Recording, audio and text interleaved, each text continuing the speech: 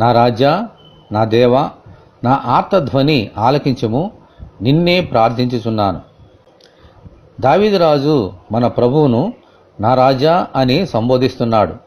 ఎందుకంటే మన ప్రభువు రాజులకు రాజు, ప్రభువులకు ప్రభువు. ఆమెన్, హల్లెలూయా.